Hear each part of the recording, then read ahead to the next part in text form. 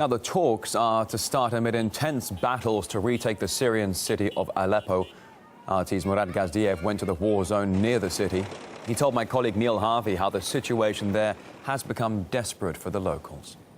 Well, before the civil war began, Aleppo was Syria's largest city. It is really something of a mixing pot. You had all sorts living together there. You had Assyrians, Kurds, Arabs, Armenians, Turks, all living together somewhat, peacefully. And we're talking about an ancient city as well, aren't we? Somewhere that actually attracted a lot of tourism. And that was just one side of Aleppo, hundreds of thousands of tourists. There was also business, there was industry, there was finance, jobs. It was a bustling metropolis. Then, of course, the civil war began.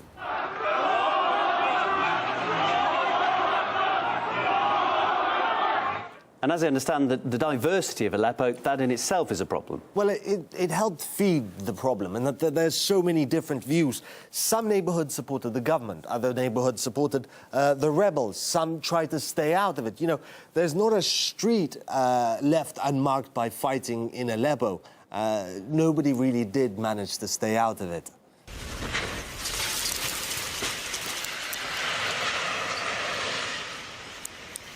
And as for the belligerents, well, given how much of a mixing pot the city was, you had really all flavors of rebels in Aleppo at one point or another, from the moderate FSA to Nusra, Al-Qaeda, to even ISIS in the city at one point.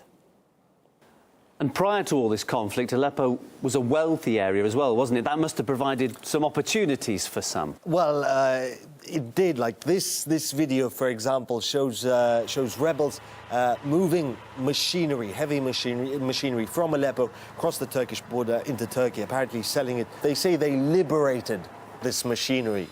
Stole it. Apparently, according to the Syrian government, 1 year into the revolution, 1,000 factories just in Aleppo and around Aleppo were robbed. They were pilfered, and all the stripped of valuables and all the stuff sold across the border in Turkey. This is not even going into the roving bands of bandits or rebels, whatever they were at that point, walking around the city when they first went into it, robbing whoever they didn't like. And if they didn't like you enough, it didn't just stop with robbery or mugging. It could be fatal. Mass executions in Aleppo were not a rarity. They weren't a unique thing. They happened often. This video, for example, shows rebels throwing postal workers off of a roof because they worked for the government.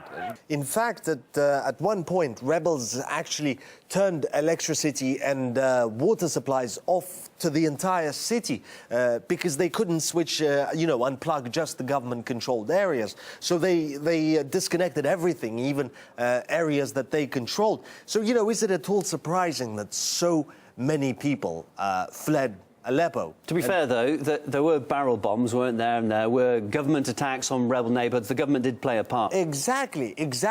But it's, the blame is on both sides. It's nowhere near as one-sided as the mainstream media would have you believe. For example, how much time did they devote to all of this? The stuff I just went through.